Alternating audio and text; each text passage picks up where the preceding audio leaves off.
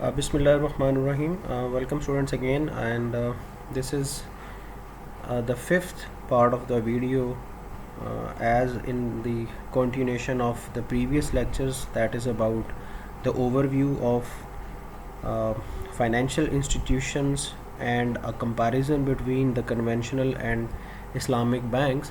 So this lecture will emphasize more on the Islamic banking side, right? I mean to say, we will discuss why there is a need of Islamic bank, and what should be the possible structure of the Islamic bank, as the Islamic bank uh, cannot hold the same operational structures. I mean to say, the mainly prohibition, that is riba.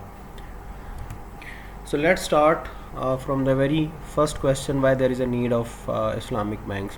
As we discussed earlier, uh, that today in this current economic era, we do need some intermediaries that can work like the bridge between the um, saving surplus and the people who are in need of fund. Primarily, if we talk about the conventional setup of the banking system, we can say that interest is the cornerstone of the modern financial system, right? I mean to say, all of the conventional banks are actually based on interest, and this is definitely um, not permissible according to the Islamic Sharia laws. And for those people, if अगर मैं सिर्फ यही बात करूं कि जनाब it's a matter of religion, तो फिर 2 अरब की आबादी है कम बेश दुनिया में, जो एक ऐसा फाइनेंशियल सेटअप चाहती है जिसमें अल्लाह और उसके रसूल के बनाए हुए कवानीन की खिलाफ वर्जी ना हो, राइट? तो again this is there is a need कि एक ऐसे फाइनेंशियल इंस्टीट्यूशंस वजूद में हों जो कि उन तमाम इंडिविजुअल्स और कॉरपोरेशंस की फाइनेंशियल नीड्स को सेटिस्फाई कर सकें, इसके बावजूद वो इंटरेस्ट में इन्वॉल्व ना हो, right? So, but again, we have discussed earlier in our previous lectures that there are many reasons that the institutions must not base on interest, as it brings a lot of problems. And definitely we have evidences of the great recessions for last many few decades, right?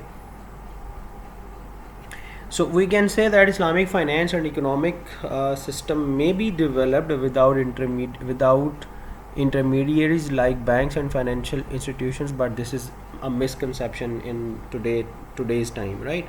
I mean, this is not possible in this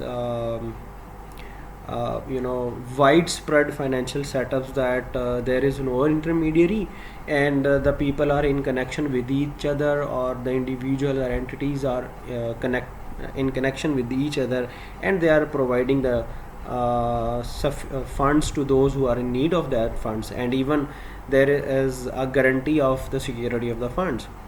So definitely there is a need of the intermediaries. There is a need of financial institutions that can satisfy the need of the people who are in need of fund, and the people who are ready to use their funds for the earning purposes. But obviously the system should not be based on interest. So modern businesses need huge amounts of funds,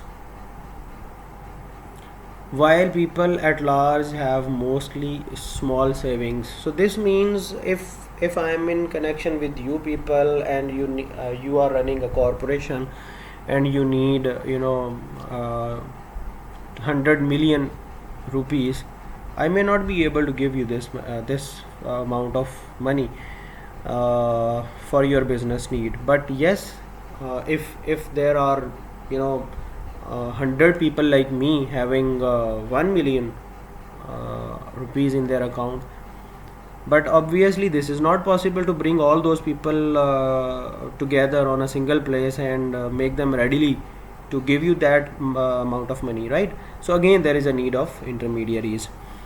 So keeping in mind the role and functions of the banks based on intermediation between the savers and the users, the need for banks has been endorsed by the Islamic economist.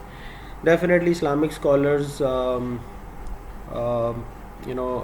and they determine that there is a need of financial intermediaries, so that the financial aspects of the economy may be run in a very better way. So keeping in view the need of the Islamic banks, there is a need to understand what should be the possible suitable structure of the Islamic bank, right? So let's discuss it. Okay, dear students, we can say Islamic financial institutions also serves and maybe serve as intermediaries between the saving surplus and the deficit units or households.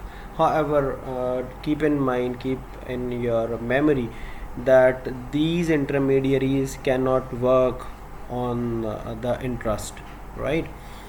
So whatever the instruments which are in use in the today era by the conventional banking setups, they are based on interest, but Islamic institutions cannot apply the same instruments as a part of intermediary of the financial economy, right? So Islamic financial institutions have to avoid obviously interest and use more than one key instruments as the basis of their intermediary activities. I mean to say, whatever the services the today time the banks are being providing, they must be redesigned, they must be restructured so that the phenomena of the interest may be avoided and the services may be providing to the people or individuals or companies to fulfill their financial needs. So the striking difference is that in comparison to the Islamic banks and the conventional bank is risk is remain with the ownership of the funds, right? As far as the conventional banks are concerned, if you went to a bank and asked for borrowing, bank will be ready to give you some money on the basis of your capability and the basis of your ability to pay the funds back, but obviously the total risk will be bared by you, right? Bank will charge a fixed percentage that you are liable to pay to the bank, and the total risk is being transferred to you, which is related with the funds. But in Islamic banking, this is not like the conventional bank. I mean, the risk will remain with the owner of the funds, right? So whatever the instruments we do have in Islamic banking, we will see that ownership remain, the risk will remain with the owner of the funds. So as a result of which, in Islamic financial institutions share profit and loss arising on investments and earn a return to their trading and leasing activities, right?